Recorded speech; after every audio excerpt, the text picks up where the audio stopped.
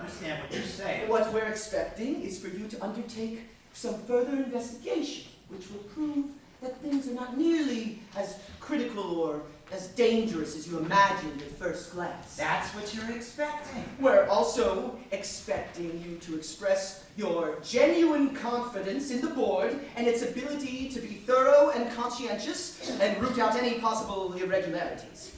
But you're not going to be able to do that if you just try to be cunning and cobble things together. I'm telling you, Peter, this is my deepest and most sincere opinion. As an employee, you have no right to an independent opinion. No, right. I'm saying as an employee, good heavens, as an individual, that's something entirely different. But as a minor official of the baths, you have no right to express an opinion which might bring you into conflict with your superiors. This is too much. As a doctor, as a scientist, I have no The right. matter we're discussing is not merely a scientific one. It's a combination of things. There are technical and economic considerations. What the hell difference does it make what label you put on it? I want to be free to express myself on any issue whatsoever, anything in the world. Fine, but not about the baths. We forbid you to do that. You forbid me, you people. I do. I forbid you. And when I forbid you to do something, you have no choice but to obey. Peter, if you weren't my brother, I mean it! Oh, you mustn't Petra! Ah, listening in, are we? You were talking so loud, we couldn't tell. Yes, I was listening. Well, I don't suppose it matters. You were talking to me about forbidding and obeying? You forced me to take that tone. And I'm supposed to make a public statement accusing myself of lying. We consider it an unavoidable necessity that you publish a statement along the lines I've laid down. And what if I don't obey? Then we shall publish a statement ourselves to reassure the public. All right. But then I shall write attacking you. I'm sticking to my guns. I shall prove that I'm right and you're wrong. Then what will you do? Then I shall not be able to prevent your dismissal. What? Dismissal? It's your dismissal from the post of the medical officer at the baths. I'd be forced to call for your immediate resignation and cut you off from any further kind of contact with the baths. And you take that risk.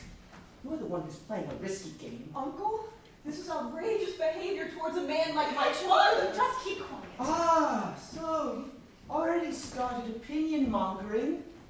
Stands to reason. Katrine, you're probably the most sensible person in this house. Use whatever influence you may have over your husband and make him understand what's at stake for the town and his family. My family is my concern and nobody else. His family, as I was saying, and the town he lives in. I'm the one who wants what's genuinely best for the town. I want to unmask these failings, which are going to have to be revealed sooner or later. Oh yes, there'll be ample proof of how much I love my hometown. When you're about to cut off the town's principal source of income out of blind spite. The source is poison, man. Are you insane? We're making our living out of peddling, filth, and corruption. The whole of our flourishing community life is fertilized by a lie. It's your imagination, or something worse. A man who would spread such damaging insinuations about his own native town must be an enemy of society. You dare! I don't intend to expose myself to violence. You've been warned. Think about what you owe yourself and your family. Goodbye.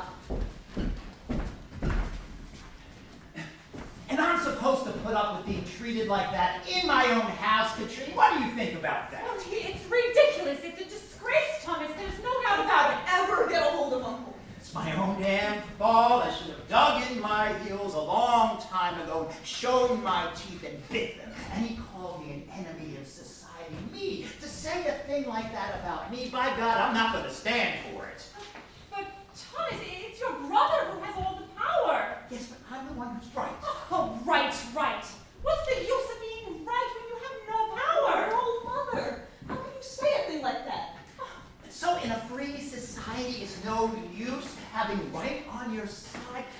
You're very odd, Katrine. And besides, don't I have the independent liberal press on on my side and the solid majority behind me. That's quite enough power, I say. My God, Thomas. You're not thinking of trying I'm not thinking about what? setting yourself up against your brother, I was going to say. What the hell else do you want me to do when I'm told I can't stand up for what's right and true? Yes, that's exactly my question. Well, that's not going to get you anywhere. They don't have to do anything they don't want to. Katrine, just give it time. You'll see. I'll win my war. All you'll win is your dismissal. You wait and see. At any rate, I will have done my duty by the public, by society, a man they call the enemy of society. And what about your family, Thomas? What about us here at home? Will you have done your duty by your dependents? Oh, Mother, you mustn't always think of us first. Well, that's easy for you to say. If necessary, you can stand on your own 2 feet. But don't forget about the children, Thomas. And do have a little consideration for yourself, as well as for me. I think you may have taken leave of your senses, Katrine, if I prostrate myself in front of Peter and all his damn cronies like a miserable coward. Will I ever in my life have a single moment's happiness? Well, that I don't know. But God spare us from the happiness that will be in store for us all if you go on defining them. You'll be back where you were. No job, no regular income. I'd have thought we had enough of that in the old days. That's what's at stake. Don't forget that, Thomas. And these slaves of the bureaucracy can impose something like this on a free, honest man. Isn't that appalling, Katrine? Yes, you've been shamefully treated. There's no doubt about it. But God knows there is so much injustice in the world that has to be endured. Here come the children. Look at them, Thomas. What are you going to do about them? No, surely you haven't the heart. Children. No. Even if the whole world collapses, I refuse to bend my neck to their yoke. Thomas, what are you going to do? I'm going to earn the right to look my children in the eye on the day they become free citizens. Oh, God help us all! Father's a hero. He won't give in.